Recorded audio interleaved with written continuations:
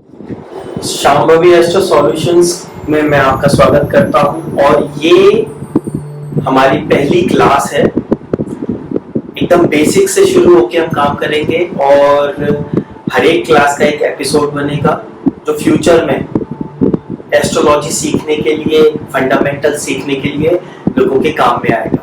तो आज जो हम क्लास शुरू कर रहे हैं, इस क्लास में एक डिफरेंट बात ये है कि यहाँ पे वन वे लर्निंग नहीं होगी कि मैं सारा ज्ञान देता रहूं और कोई रिसीव करता रहे और कोई क्वेश्चन है तो पूछ ले। ये भी एक अच्छा तरीका है, बट इसमें एक और हमने चीज इन्वॉल्व की है कि अगली क्लासेस में फर्दर जब फंडामेंटल कंप्लीट हो जाएंगे तो हमारे साथ मल्टीपल प्रोफेशंस में जो लोग काम करते हैं, जैसे डॉक्टर्स हैं, अलग अलग डॉक्टर्स, होम्योपैथी, आयुर्वेद, एलोपैथी वगैरह, वो लोग और कुछ एक्सपीरियंस एस्ट्रोलॉजर्स वो भी ज्वाइन करेंगे फर्दर और डिस्कशन होगा एक पॉइंट पे। तो मल्टीपल एस्पेक्ट पे हम लर्निंग को लेके आएंगे, मल्टीपल लेवल्स पे लर्निंग को लेके आएंगे कि सिंपली राहु केतु नहीं समझाना है, उनका एप्लीकेशन क्या है वो भी समझाना है, पास्ट में कैसा था, फ्यूचर में कैसा होगा, वर्तमान में कैसा चल रहा है, समय के साथ चीजें बदलती हैं। तो अगर मैं एक लाइन में कहूं तो हम डिफरेंट पर्सपेक्टिव्स से एस्ट्रोलॉजी को जानेंगे, अलग अलग दृष्टिकोण से एस्ट्रोलॉजी को समझेंगे और फिर उसे वर्तमान में कैसे सबसे अच्छी तरीके से यूज किया जा सके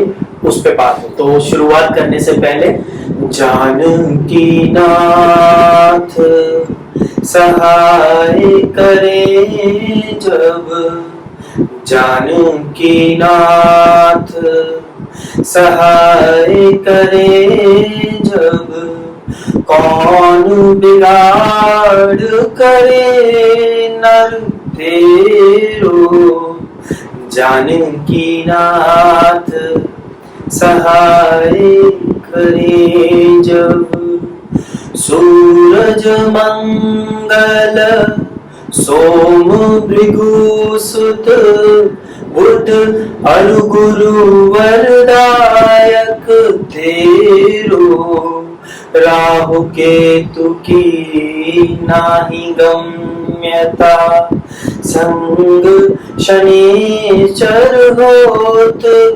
उचेरो, जानकी नाथ सहाय करे जब। Let's start. तो आप अपना इंट्रोडक्शन दीजिए, आप क्या करते हैं और क्यों सीखना चाहते हैं? So I'm a software engineer. थोड़ा जोर से बोलिए। So I'm a software engineer और एस्ट्रोलॉजी को थोड़ा कैसे डीपली हमारा कल्चर कैसे काम करता है, डीपली हमारा साइंस, ये एस्ट्रोलॉजी वाला जो साइंस है वो कैसे काम करता है, वो मेरा अंदर से इच्छा है कि सीखने की। So आप उसे जानना चाहते हैं, आपका इंटरेस्ट है, सीखना चाहते हैं। चलो तो शुरू करें, ठीक है? और जो भी पॉइंट्स आपको लग रहे हैं आप अपने उन पॉइंट्स को खुद नोट कर सकते हैं, ठीक है? तो एस्ट्रोलॉजी क्या है? एस्ट्रोलॉजी हमारी एक ऐसी एंशिएंट साइंस है जो हमारे पूर्वजों ने आसमान को देखा और उसको, उनका जो विजिबल स्काई था उसका उन्होंने एक सर्कल बनाया और उसके पैटर्न्स नोटिस किए कि कौन सा स्टार क्या है। उन्होंने आकृतियां इमेजिन की कि ये हाथी जैसा दिख रहा है, ये घोड़े जैसा दिख रहा है, ये केकड़े जैसा दिख रहा है, and they have observed everything. और उन्होंने उसको फिर टाइम बाय टाइम वो चेंज हो रहा है, तो वो उसके चेंज होने से क्या उनकी लाइफ में चेंज हो रहा है, क्या एनवायरनमेंट में चेंज हो रहा है, इन सब चीजों को नोटिस किया उन्होंने। और ये 200-400-500 साल की बात नहीं है, हजारों साल जब नोटिस किया, बिगनिंग ऑफ द टाइम जब थोड़े इंटेलिजेंट हो गए थे ह्यूमन बीइंग और अपने सर्वाइवल से हटके फ्यूचर का और डेवलपमेंट का सोचने लगे थे, तब जाके उनकी जो इच्छा थी कि कैसे हम चीजों को समझें, भविष्य को कैसे देखें ताकि आगे आने वाली समस्याओं को हम उसके लिए इम्यून हो सके। बाढ़ आ जाती थी, कभी कुछ हो जाता था, कभी कुछ हो जाता था, तो वो नेचर के सारे पैटर्न को समझना चाहते थे, इसलिए उन्होंने इस साइंस को डेवलप करना शुरू। तो उसकी स्टोरी तो मैं सुनाऊंगा आगे, अभी हम पहले फंडामेंटल पे बात करते हैं, फिर स्टोरीज बहुत सारी आएंगी, है ना? हर एक सब्जेक्ट को समझाने के लिए स्टोरीज बतानी पड़ेगी। तो हम शुरू करते हैं। फंडामेंटली ये जो आपको दिख रहा है, ये बॉक्स, ये मैट्रिक्स एक कुंडली होती है। कुंडली क्या होती है? देखने का एक तरीका, ये इस तरह की मैट्रिक्स डिजाइन की गई कि हम आसमान को देखें कैसे, उसके पैटर्न को सेट कैसे करें। जनरली आसमान को देखेंगे तो बहुत वियर्ड लगेगा, कैसे देखें, तो उन्होंने धीरे धीरे क्या डेवलप किया, इस तरह की मैट्रिक्स बनाई। तो उसमें 12 खाने होते हैं, पहला, दूसरा, तीसरा, चौथा, पांचवा, ये आप देख सकते हो 12 खाने, और ये ऐसे चलता है।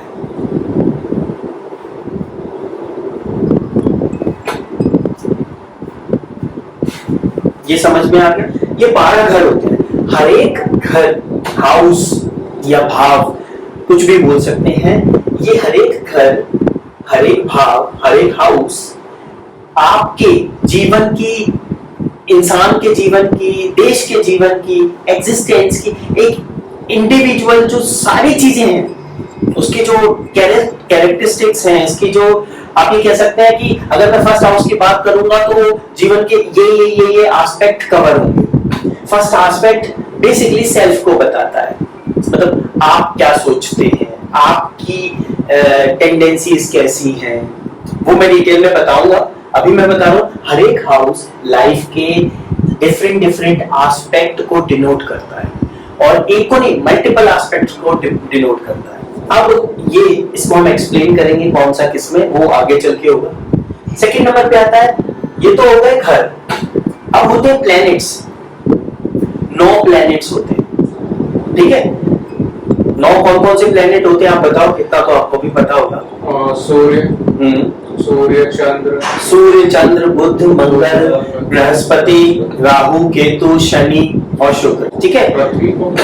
पृथ्वी हम खुद मानते हैं, उस जगह से हमने इसकी कैलकुलेशन, तो पृथ्वी को ग्रह नहीं मानते, मतलब वो हम स्वयं को मानते कि जहां पे रह के एस्ट्रोलॉजी में खुद को पृथ्वी मान के बाकी प्लैनेटरी जो सिस्टम है उससे हमने खुद को कनेक्ट किया है, ठीक है। और राहु केतु भी ग्रह नहीं है, ये छाया ग्रह होते हैं, मतलब वैसे नहीं दिखते हैं।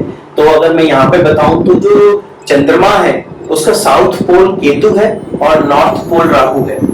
मैं घर के साथ साथ ये भी बताऊंगा कि हर एक प्लेनेट या हर एक ग्रह क्या काम करता है, उसका खुद की कैरेक्टरिस्टिक्स क्या है। फिर ये बताया जाएगा कि हर एक प्लेनेट एक दूसरे के साथ होके कैसा बिहेव करता है, हर एक प्लेनेट की अगर एक दूसरे पे दृष्टि हो तो कैसा बिहेव करता है, वो किसी पर्टिकुलर हाउस में हो तो कैसा बिहेव करता है, वो किसी पर्टिकुलर सिचुएशन में हो, उच्च या नीच, अस्त या उदय, कम डिग्री, अधिक डिग्री, इन सब चीजों को हम आगे पढ़ेंगे तो वो कैसा बिहेव करेंगे। क्योंकि एक इंडिविजुअल एक सर्टेन पोजीशन पे अगर कोई ग्रह है तो एक तरह से काम करेगा, लेकिन अगर उस पर किसी की दृष्टि आई तो कुछ चेंज होगा उसमें, वो उससे कुछ ग्रहण करेगा। तो उस तरह की मल्टीपल पॉसिबिलिटीज होंगी। एक ही ग्रह अलग अलग कुंडली में अलग अलग तरह से काम कर सकता है, डिपेंडिंग ऑन कि वो किस घर में है, उसमें किसकी दृष्टि है, उसकी इंडिविजुअल सिचुएशन कैसी है, अस्त है, उदय है, मल्टीपल थिंग्स होती है। हाउसेस हो गए, ग्रह हो गए, है ना। आज मैं केवल मोटे तौर पे ये बताऊंगा कि हाँ ये होता है, फिर हम एक एक चीज को पकड़ेंगे, एक एक ग्रह को पकड़ेंगे और एक एक एपिसोड उस पे करेंगे, ठीक है। अभी तक ये चीज जो मैंने बताई छोटी सी समझ में आई? कोई क्वेश्चन इसमें? हाँ, बस एक ही थोड़ा सा लग रहा है कि जैसे आपने बोला कि स्टार्स को, मतलब स्काई को देख के और उन्होंने स्टार्स को देख के उन्होंने किया कि कैसे क्या देखेंगे, और अपना सेकंड में वो हुआ डिस्कशन कि राहु और केतु तो ग्रह है ही नहीं, वो दिखते ही नहीं, तो फिर उसका कैलकुलेशन हमने कैसे? मुझे बताओ कि क्या हम दुनिया में ऐसी कितनी चीजें जो हम नहीं देख सकते, तो इसका क्या ये मतलब हुआ कि वो है नहीं, या उसका इम्पैक्ट हम पे नहीं पड़ रहा है? करेंट साइंस बोलती है, जब भी वो यूनिवर्स की बात करती है तो बोलती है XYZ फॉर विजिबल यूनिवर्स। वो एक यूनिवर्स, देयर आर मल्टीवर्सेस, वो एक यूनिवर्स का एक हिस्सा, उस हिस्से को देख पा रहे हैं तो उसके बारे में वो जजमेंटल हो रहे हैं कि हाँ ये ऐसा होगा। ऑब्जर्वेबल यूनिवर्स में ये हमें दिख रहा है, तो वो पूरे यूनिवर्स को नहीं देख पा रहे, तो क्या इसका ये मतलब हुआ कि यूनिवर्स है ही नहीं, उसके आगे नहीं है? और यूनिवर्स जो हमें विजिबल नहीं भी है उसका हम पे इम्पैक्ट नहीं पड़ रहा होगा? एक बात मैं आपको बता दूं, देयर आर यूनिवर्सल रूल्स, इस पे मैं अलग से वीडियो बनाऊंगा। देयर आर यूनिवर्सल रूल्स जो कभी चेंज नहीं होते। उनमें से एक रूल ये है कि एग्जिस्टेंस मतलब अस्तित्व, जो कुछ भी है वो आपस में एक दूसरे से वेल डिफाइंड और सिंक्रोनाइज वे में प्रॉपरली साइंटिफिकली कनेक्टेड, ठीक है। तो ये कहना कि जो हमें नहीं दिखता वो हम पे इम्पैक्ट डालेगा या नहीं, बात ही गलत हो जाती, ठीक है। अब हम आगे बढ़ते हैं, आप क्वेश्चन करते जाइएगा साथ साथ, ठीक है। अब हम आगे बढ़ते हैं। सबसे पहले हम ये समझेंगे कि ये पहला घर क्या काम करता है, वो लाइफ के कौन कौन से एस्पेक्ट्स हैं जो डिनोट करता है। उससे पहले मैं ये बताऊंगा कि किसी भी कुंडली को देखने के लिए सबसे पहले हमें किसी भी जातक की डेट, टाइम और बर्थ की जरूरत होती है। तो आजकल हमें कुंडली मैन्युअली बनाने की जरूरत नहीं है, बहुत सारी एप्लीकेशंस हैं, फ्री हैं। तो जब आप उसमें डेट, टाइम और प्लेस डालोगे तो कैलकुलेट होके आ जाएगा, वो केवल कैलकुलेट करके रिपोर्ट आ जाएगी, हमको उसको एनालिसिस करना, वो डिफरेंट चीज होती है। दो डिफरेंट चीजें हैं, कुंडली बनाना और कुंडली को पढ़ के सही फलित करना, ठीक है। एक कुंडली में 12 हाउस होते हैं, ठीक है, मैंने बता दिया कि ये हाउसेस हैं। 12 और 9 प्लैनेट्स होते हैं और 12 राशियां होती हैं, राशियां, ठीक है। राशि क्या होती है, जो हमारा हमने एक 360 डिग्री ऑब्जर्वेबल यूनिवर्स बनाया, उसको अलग अलग हिस्सों में बांटा गया, उसके एक हिस्से को राशि कहा जाता है। तो 12 हिस्सों में बांटा गया, 360 डिग्री को 12 हिस्सों में आप बांटो तो हर एक में एक राशि आती है, तो वो मैं आगे बताऊंगा आपको।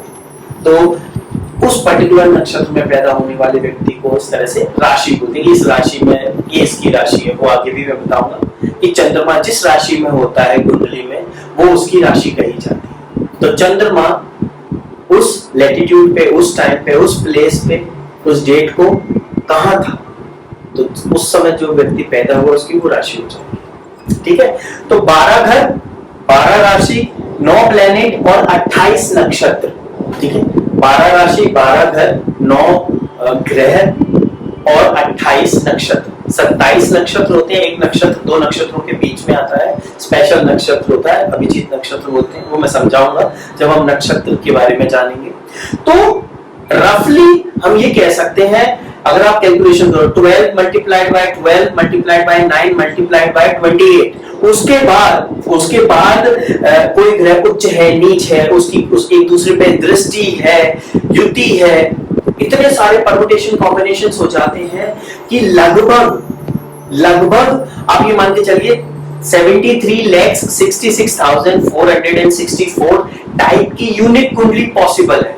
लेकिन ये भी बहुत रफ एस्टिमेट है, क्योंकि जब हम बात एक सेकंड की करेंगे तो बहुत सारे एक ही समय पे पैदा हुए 2 बच्चों का बहुत कुछ सेम होता है, लेकिन बहुत सारा हिस्सा ऐसा बच जाता है जो अलग हो सकता है। तो जनरली आप ये मान के चलिए ऑलमोस्ट 8 बिलियन पीपल है ना, 8 बिलियन पीपल है, तो आप उसमें तुम्हारे 73 लाख से अगर डिवाइड करेंगे तो उतने टाइप के लगभग लोग होते हैं, एग्जैक्टली नहीं, लगभग। ये सब कैलकुलेशंस में आपको ये समझाना चाहता हूं कि कुंडली कभी किसी की सेम नहीं होती 100%, कुछ ना कुछ यूनिक बात हर एक में होती है। इवन जो लोग पहले पैदा हो चुके वो वापस मतलब वैसी कुंडली दोबारा नहीं आएगी, 100% वैसी दोबारा नहीं आएगी। इससे आपको क्या सीखने को मिला जब मैं ये कहता हूँ, आपके दिमाग में क्या आ रहा है? मतलब एक कैलकुलेशन है जो अपन को भगवान ने दी हुई है कि एक पर्टिकुलर है और अपना एक यूनिक एग्जिस्टेंस है, यूनिकनेस है, हर पर्सन की यूनिकनेस है। यूनिकनेस क्यों है? अब मैं इसमें अभी इंट्रोडक्टरी बताऊंगा कि कर्म के कारण हम लोग जो भी काम करते हैं, जो भी कर्म करते हैं, फॉर एग्जाम्पल पास्ट लाइफ में आपने जिस तरह के भी काम किए थे, अच्छे बुरे, okay, not okay, neutral, whatever, जितने भी तरह के कर्म किए, उसके हिसाब से आपको इस घर मिला, कि आप इस ग्रह नक्षत्र दशा में इस घर में पैदा होंगे। क्यों? क्योंकि आपको अपनी जो पास्ट कर्मा जो आपने एक्यूमुलेट किए थे, इकट्ठे किए थे, उनको भोगने के लिए अच्छी कंडीशन कहाँ है, वहीं आप जन्म लोगे। मान लीजिए आपने पास्ट लाइफ में पैसे का बहुत अच्छा सदुपयोग किया था, लोगों की मदद की थी, तो इस जन्म में जरूर ऐसा होगा कि वो आप किसी ऐसे घर में पैदा हो जहां आपको पैसे की कमी ना हो, या आप इतने इंटेलिजेंट हो कि पैसा आपके लिए प्रॉब्लम हो ही नहीं, आप पैसे ऐसे कमा लें, ठीक है। इसके विपरीत अगर आपने पैसे का सदुपयोग नहीं किया, बहुत दुरुपयोग किया है, अननेसेसरी वेस्ट किया है, तो आप ऐसे घर में पैदा होगे जहां पे आपको दो पैसे के लिए मेहनत करनी पड़ेगी, आपको पैसा कमाने के लिए बहुत मेहनत करनी पड़ेगी। क्यों? क्योंकि आपने पैसे का सदुपयोग नहीं किया था। तो इन शॉर्ट सारी चीजें, अगर आपने किसी विशेष परिस्थिति में जन्म लिया है तो आप वो बिल्कुल सही जगह लिया है। आपके साथ जो भी अच्छा हो रहा है, जो भी बुरा हो रहा है, उसके लिए सिर्फ एक ही इंसान जिम्मेदार है और वो है आप स्वयं आप। क्योंकि कर्म का सिद्धांत ये कहता है कि जो भी करोगे उसका पे ऑफ करना पड़ेगा। अगर आपने अच्छा किया तो अच्छा भोगना भी पड़ेगा।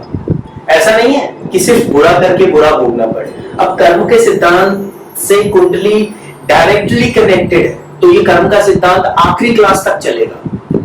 आज से शुरू हो रहा है, जितने भी आपके क्वेश्चंस हो, सिली क्वेश्चंस हो, पूछिए, उसी से कॉन्सेप्ट क्लियर होगा। क्योंकि हम कुंडली तब तक पढ़ना नहीं सीख सकते जब तक इन फंडामेंटल कर्म के सिद्धांत और इन सब चीजों को नहीं समझ सकते। तो क्या समझे आप? कोई क्वेरी आई अभी तक आपकी इसमें? नहीं।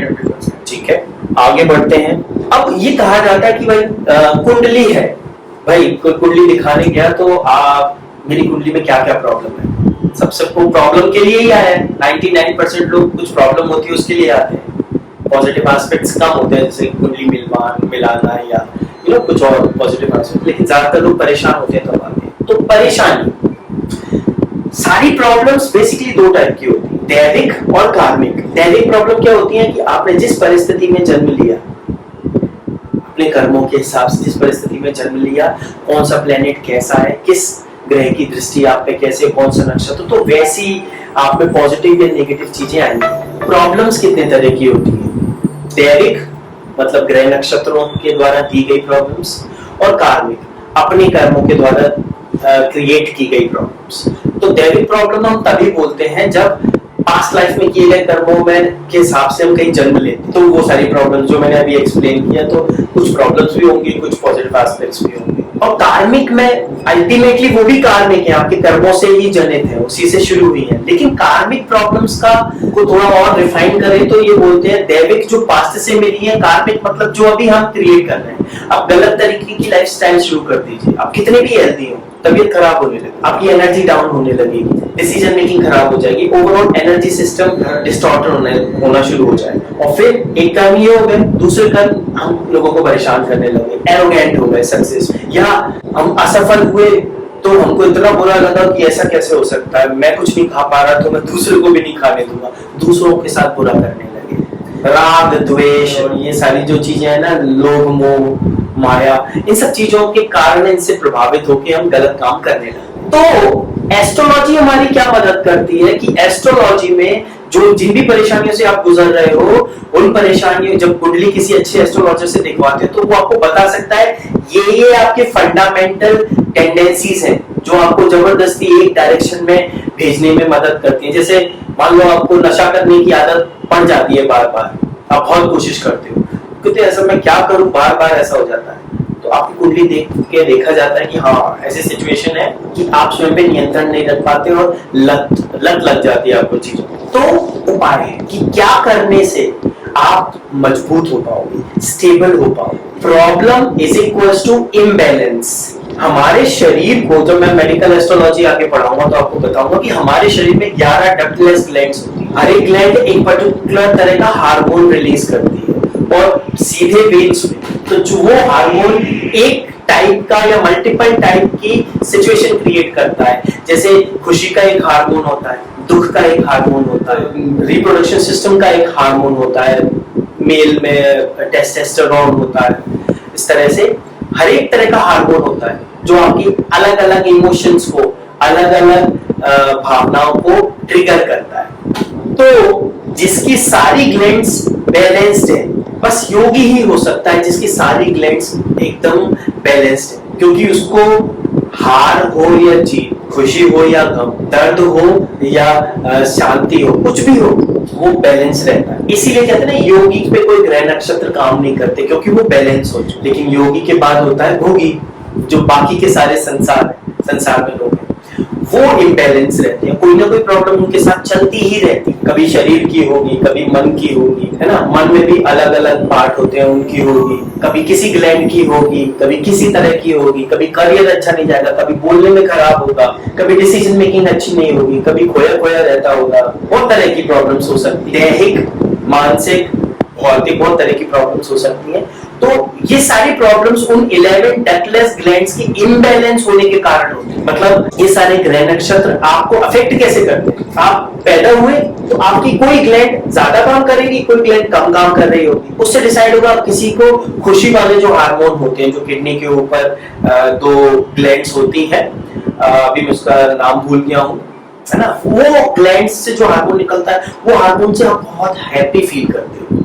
पता चला कोई इंसान बहुत सैड रहता है तो वो ग्लैंड्स प्रॉपर काम नहीं कर रही होंगी, तो वो अपने पास्ट की कर्मों के हिसाब से ऐसी जगह जन्म लिया जहां पे, ऐसे ग्रह नक्षत्रों में जन्म लिया जहां पे उसकी ग्लैंड्स, कौन सी ग्लैंड कितनी इम्बैलेंस है, उसके अकॉर्डिंग उसका आगे सिस्टम चलेगा। समझ में आ रहा है? हाँ, समझ में आ रहा है। धीरे धीरे चलेंगे, तो आप इस बात को समझे, क्या समझे, थोड़ा मुझे एक्सप्लेन करके बताओ। मतलब हमारे अलग अलग ग्लैंड्स है, ग्लैंड्स की ही हमारा एक तो बैलेंस रहता है, तो वहाँ पे कोई भी ग्रह को कुछ भी इफेक्ट नहीं करता है। और जो हमारी ग्लैंड्स है वो अलग अलग होती है, तो उसके इम्बैलेंस होती है।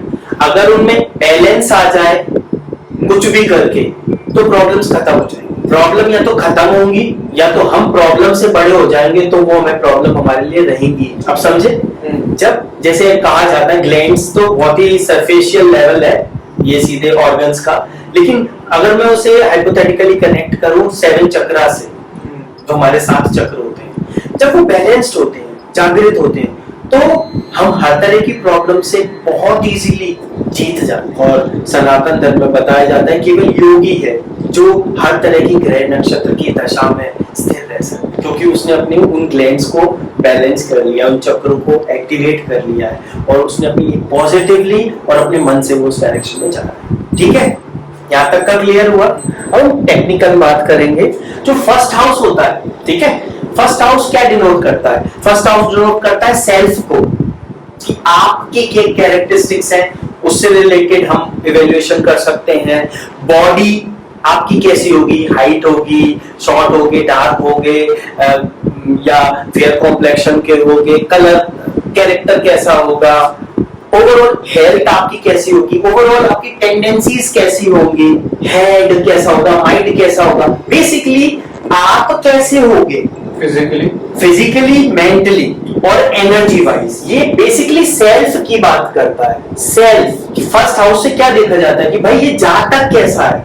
अब आप मेरे पास आए इंटरव्यू देने, तो बोलते ना tell me something about yourself, ये क्वेश्चन पूछा जाता है, तो आप क्या बोलते हो? भाई मैं इस टाइप का हूँ और मैंने ये एजुकेशन की है, मैं ये करता हूँ, मैं वो करता हूँ, मैं गुस्से वाला हूँ कि मैं प्लीजेंट हूँ और मुझे लोगों से मिलना पसंद है। वो अपने बारे में बात करता है कि मैं ऐसा हूँ। सेल्फ, तो फर्स्ट हाउस से हम आपका बॉडी कैसी होगी, आपकी टेंडेंसीज कैसी होगी, आपका इम्यून सिस्टम कैसा होगा, जो सेल्फ की सबसे इंपॉर्टेंट हाउस है। ठीक है, फिर हम सेकेंड हाउस पे जाते हैं। बहुत तरह की चीज होती है, ये बेसिकली फैमिली को बताता है, कुटुंब को, हमारी बिग फैमिली को, सिर्फ मम्मी पापा वाली नहीं, मम्मी पापा के अलावा जो चाचा चाची, वो उस बिग दादाजी के पूरे क्लैन को बताता है। ठीक है, प्लस हम सेविंग्स, फाइनली हमारे जीवन में सेविंग्स रहेंगी कि नहीं रहेंगी, पैसा कैसा होगा, उस बारे में देखा जाता है ना। और आपकी लैंग्वेज कैसी होगी, आपकी टोन कैसी होगी, भाषा तेज होगी, गुस्से वाली होगी कि काम होगी, टोन यहाँ से डिसाइड की जाएगी भाषा की। ठीक है, और वॉइस, बेसिकली वॉइस है ना, किसी की वॉइस सिंपल होती है, किसी की वॉइस ऐसी होती है, किसी की वॉइस ऐसी होती है, अलग अलग तरह की टोन हो सकती है, एग्रेसिव हो सकते हो, सप्रेसिव हो सकते हो, मॉडरेट हो सकते हो, वॉइस मॉड्यूलेशन वगैरह वो सब कुछ देखा जाता है। और अगर मैं फिजिकल एस्पेक्ट पे बताऊं तो यहाँ से आपकी राइट आई और दांतों को देखा जाए। से अगर इस जगह पे कोई नेगेटिव ग्रह बैठा है या किसी नेगेटिव ग्रह की दृष्टि है, ठीक है, जनरल बता रहा हूं, तो हम ये बोल सकते हैं कि इसके दांत सही नहीं होंगे शायद, या इसकी राइट आई में कोई ना कोई प्रॉब्लम होगी, या चश्मा लग गया होगा जल्दी, या कुछ ऐसा। जब हम एक्यूरेट इवैल्यूएशन के लिए, एक्यूरेट कुंडली रीडिंग के लिए हमको सारे एस्पेक्ट देखने पड़ेंगे, लेकिन आपको समझाने के लिए कह रहा हूँ कि जनरली हम ये देख सकते हैं। मान लीजिए नीच का केतु यहाँ बैठा है, शत्रु राशि में नीच है, तो नीच का केतु यहाँ बैठा हुआ है, तो आप ये पक्का मान के चलिए कि आपके दांतों में, आपकी लेफ्ट आई में, आपके पैसे को सेव करने में, और क्या आपको फैमिली मेंबर से कुछ ना कुछ इश्यूज तो होंगे ही। अब वो क्या डिग्री पे है, क्या है, किसकी दृष्टि हो, सबसे देखा जाएगा कि कम है कि ज्यादा है कि मॉडरेट है, लेकिन होंगे जरूर। ये समझ में आया आपको? ये चीज समझ में आई? मुझे समझाओ। तो इसमें जो सेकंड वाला जो हमारा वो है, सेकंड वाला हाउस, वो डिनोट करता है सेल्फ को।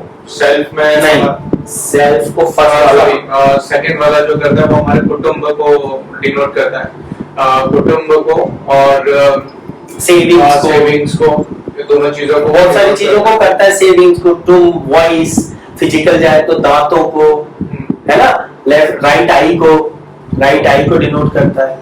सो हम मतलब किसी को भी हमको देखना है तो हम वहां से स्टार्ट कर सकते हैं कि स्टार्टिंग पॉइंट हमको पता पड़ा कि अच्छा ये पहले हम देख लो। इनिशियल लेवल पे होता है ना, ओपीडी होती है ना हॉस्पिटल में, कि भाई कोई आया, देखो तो सही इसमें क्या चेक इनिशियली, लेकिन डिटेल में क्या प्रॉब्लम है वो अंदर जाके और डिटेल में सारी कुंडली पढ़ के बताएंगे। बट हाँ, समझ में, आज के पैर में दर्द हो रहा है, यस पैर में तो हमको चेक पॉइंट मिल गया कि अच्छा ये है, तो हमारा यहाँ पे जनरल देखना है। स्टार्टिंग फर्स्ट एनालिसिस अपन जैसे इस तरह से होता है। तो ऐसा फर्स्ट वाले ग्रह का नहीं है?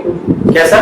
फर्स्ट वाले ग्रह का, फर्स्ट वाले ग्रह मत बोलो, सॉरी फर्स्ट वाले हाउस का होता है ना सेल्फ। अगर यहाँ कोई नेगेटिव प्लेनेट बैठा है तो पता चला आप हमेशा कंफ्यूजन में रहते हो, सेल्फ डाउट में रहते हो, खुद पे भरोसा ही नहीं होता, या उसकी जगह कोई बहुत अच्छा प्लेनेट बैठा है, कुछ अच्छे उसके मित्र प्लेनेट के साथ और अच्छे प्लेनेट की इसमें दृष्टि पड़ रही है, तो you will be very confident, कैसी भी सिचुएशन में टेक ऑन करने के लिए तैयार रहते हो, काइंड ऑफ विराट कोहली कि जितना प्रेशर होगा उतना अच्छा परफॉर्म करूंगा, है ना। और कुछ लोग ऐसे थे, जरा सा प्रेशर आए और खुश हो जाते हैं, डिसीजन मेकिंग नहीं कर पाते। अच्छे और बुरे जो प्लैनेट्स होते हैं वो कहाँ बैठे हैं, आपकी लाइफ वैसे अफेक्ट होती है। तो ये self doubt, self confidence, self से रिलेटेड, यहाँ फैमिली से रिलेटेड, पैसे से रिलेटेड, वॉइस से रिलेटेड, राइट आई टूथ से रिलेटेड, सेविंग की कैपेसिटी क्या होगी आपकी, उससे रिलेटेड रहते हैं।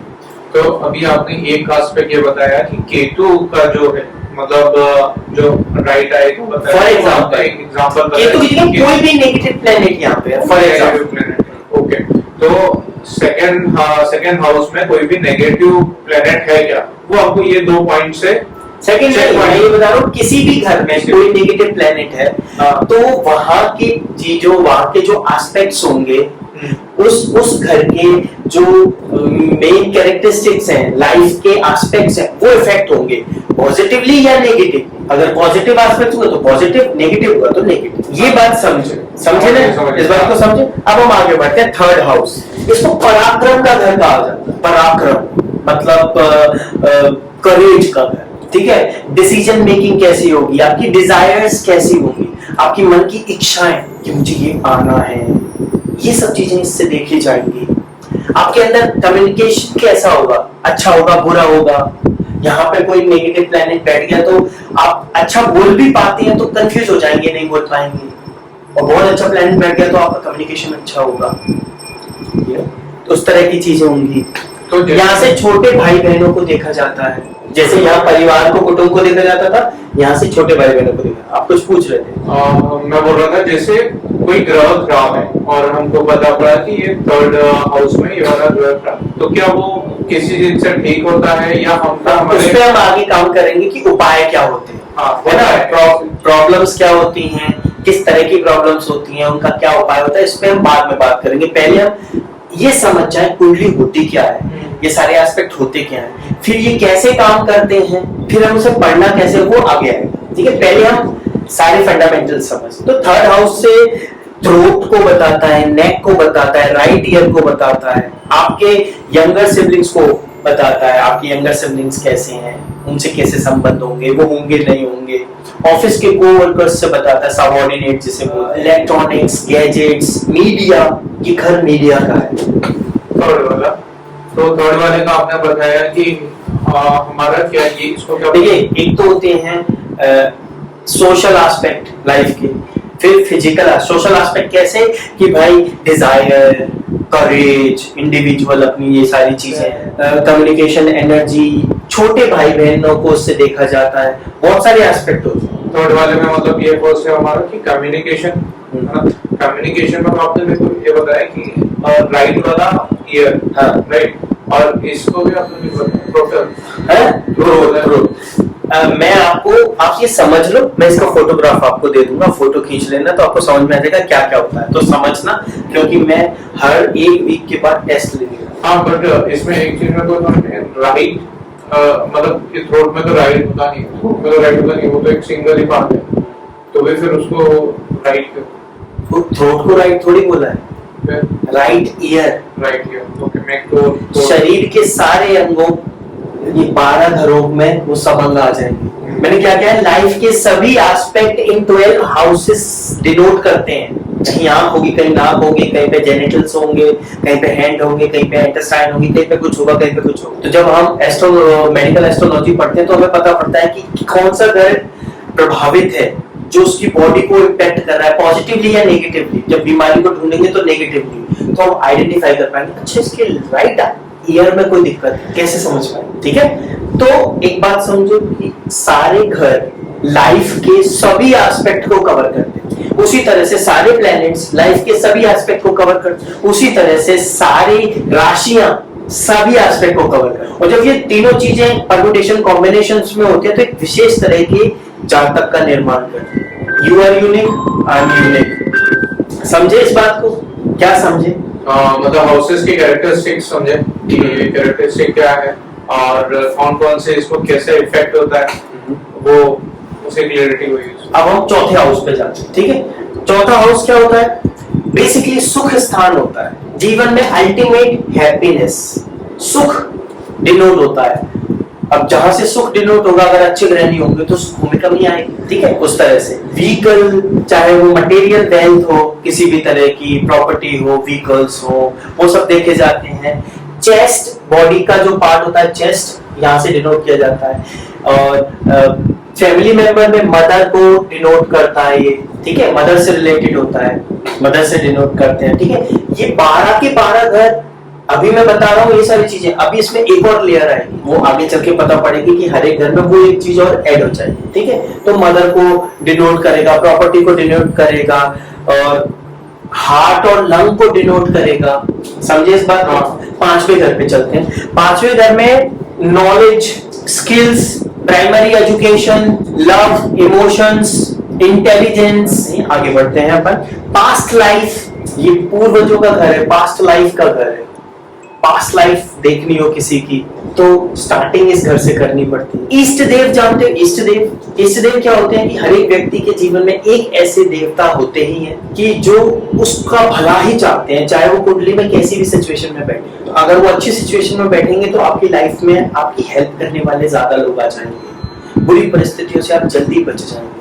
और अगर वो अच्छी स्थिति में नहीं है तो आपको उनको सही करना पड़ेगा, ताकि तो इष्ट देव वो होते हैं जिनकी प्रार्थना करने से, जिनका दिन रात ध्यान करने से आपके जीवन बेहतर, आपका जीवन और बेहतर होता चला जाएगा। इसको भी बताएंगे, ये उपायों में से एक चीज, तो ठीक है। पांचवा स्थान इष्ट देव का स्थान है। और शरीर में जो हिस्सा आता है, शरीर में जो हिस्सा आता है वो पेट का हिस्सा, स्टमक। अब स्टमक में कौन सा? हमारी किडनी आ गई है, हमारा लीवर आ गया है, पेनक्रियाज आ गई है। पेनक्रिया हमारी वन ऑफ द ये डक्टलेस ग्लैंड है जो शुगर, इंसुलिन को बनाती है ताकि वो शुगर को मैनेज कर सके शरीर में। तो अगर किसी व्यक्ति को शुगर है तो 5th हाउस से रिलेटेड कोई ना कोई इश्यू होगा, या तो किसी नेगेटिव उसकी दृष्टि होगी या कुछ होगा, मतलब वो आगे समझेंगे। समझे आप इस बात को?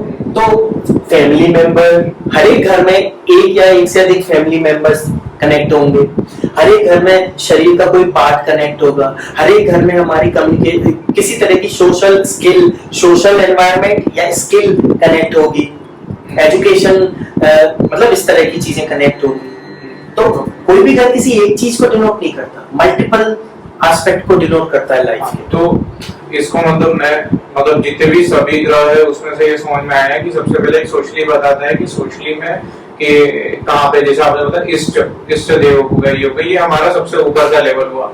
फिर उससे वो थोड़े से नीचे लेवल पे आ गए तो वो हमारा ये बताया कि आपके घर परिवार या उसमें से किसको वो डिनोट करता है। उससे और अंदर गए तो फिर उसने हमारे शरीर के बारे में बताया कि शरीर का अंग कौन सा है। फिर उसके बाद में और अंदर गए तो उसमें ये बताया कि कौन से वस्तु जो हमारे आसपास की जो चीजें हैं वो है।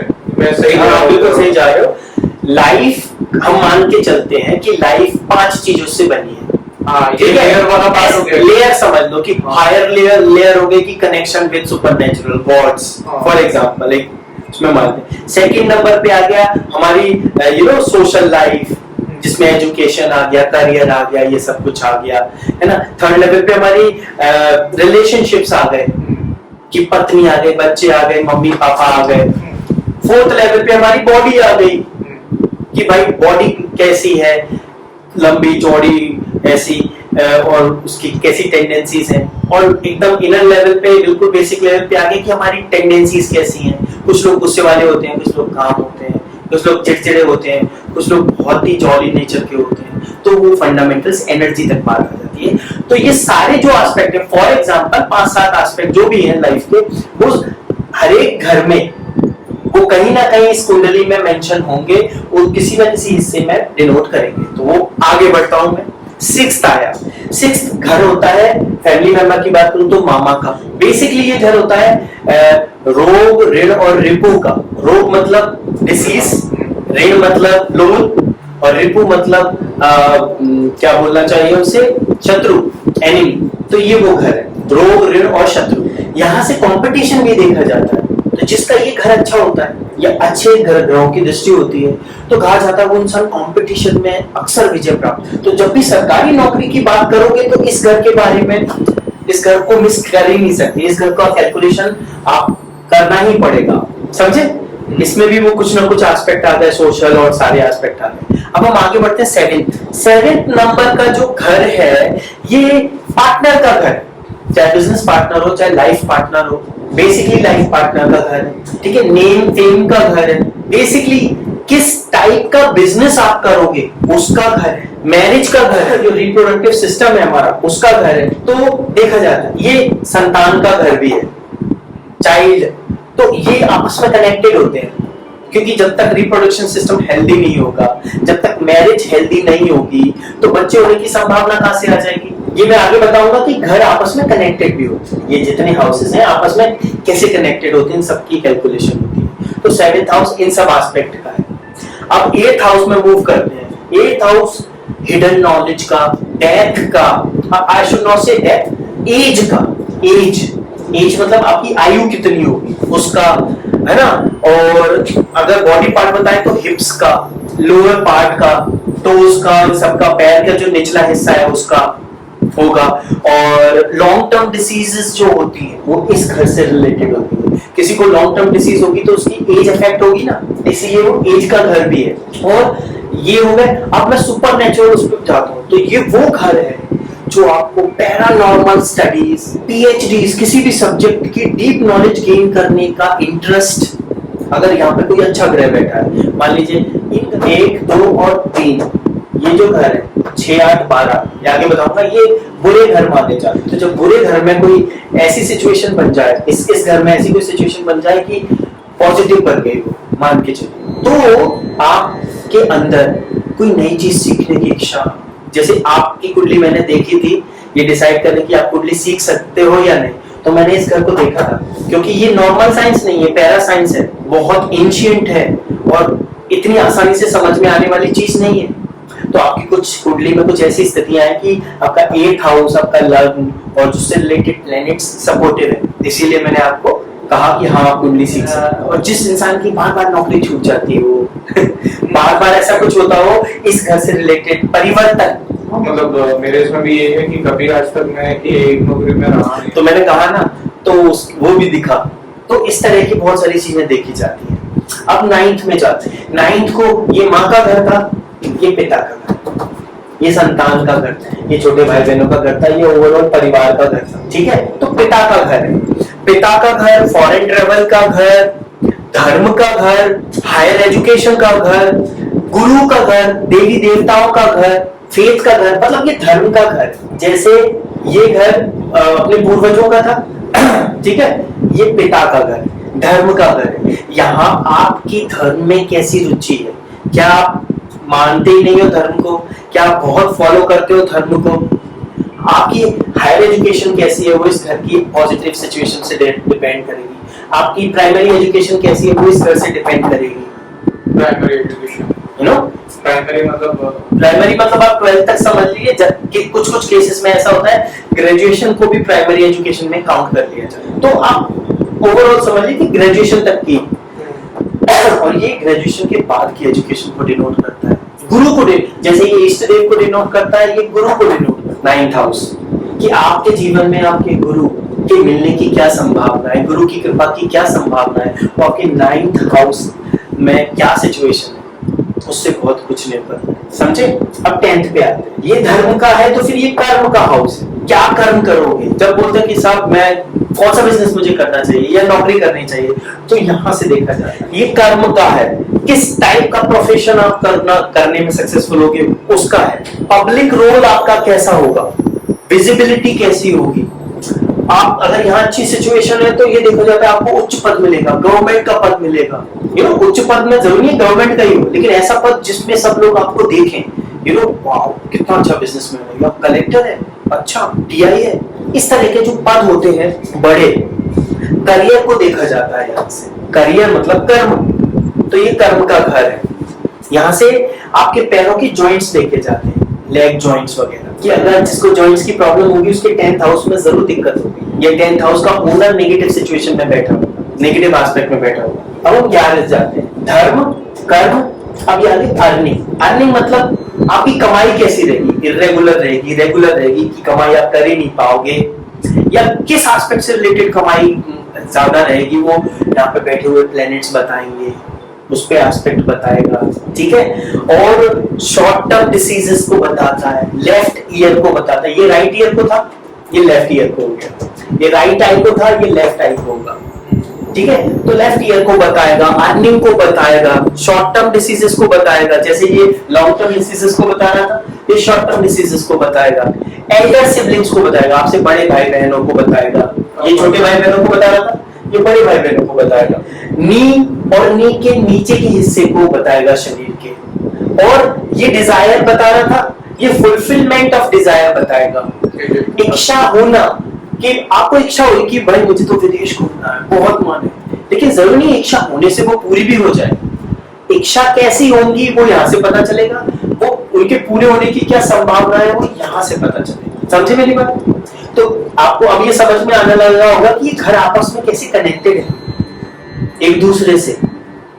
ठीक है, अब हम 12वें घर पे जाते हैं। इसे बोलते हैं फॉरेन सेटलमेंट, फॉरेन से रिलेटेड, फॉरेन जॉब से रिलेटेड, है ना, बर्थ प्लेस से कितनी डिस्टेंस पे जाके आप सेटल होंगे उससे रिलेटेड, एक्सपेंसेस से हो, हॉस्पिटल से रिलेटेड, किसका हॉस्पिटलाइजेशन हो या उसका टर्म ही ऐसा हो कि हॉस्पिटल आना जाना पड़ता हो।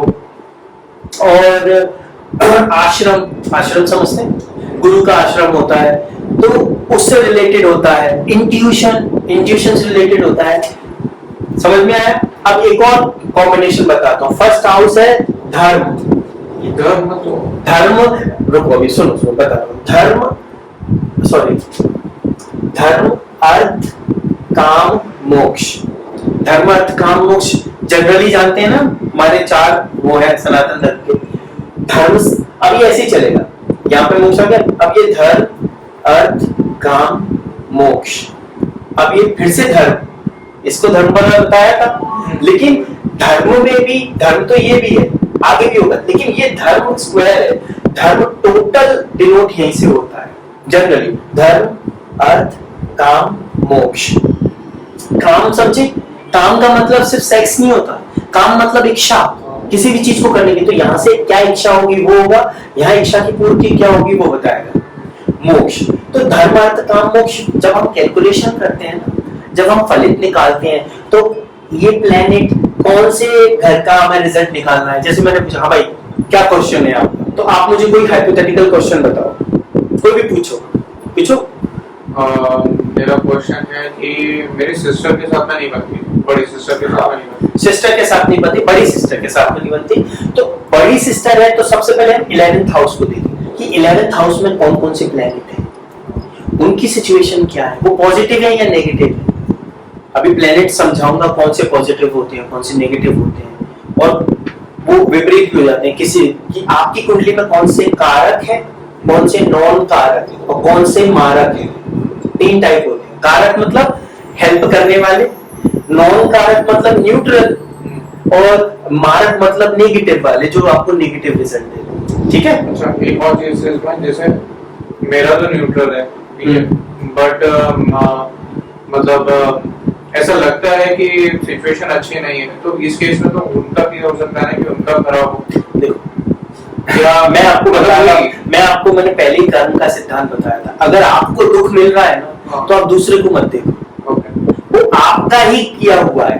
ये मेरा तो वो आपकी कुंडली में अगर 11वें घर में कोई नेगेटिव सिचुएशन है, तो आपके बड़े भाई बहनों में किसी ना किसी के साथ आपकी परेशानी होगी, आपकी इनकम इरेगुलर होगी, है ना, आपकी डिजायर की जो फुलफिलमेंट की चांसेस है वो इफेक्ट करेंगे नेगेटिवली, कि मन में इच्छा थी ये करना वो नहीं हो पा रहा। अगर वही पॉजिटिव है तो पता चला बड़े भाई बहनों से बहुत अच्छी संबंध है, बहुत अच्छी अर्निंग है, बहुत अच्छी इनकमिंग है, तो वो सारी चीजें अफेक्ट करेंगे। 12th में आश्रम ट्रेवल, आश्रम में जाके रहना, या हॉस्पिटलाइजेशन में रहना, या फॉरेन में रहना, या यहाँ पे मान लो कोई ऐसा प्लेनेट आ जाए जो ज्ञान का है, जैसे गुरु अगर 12वें में आ जाए, कहा जाता है तो वो मोक्ष की तरफ व्यक्ति बढ़ने लगता है।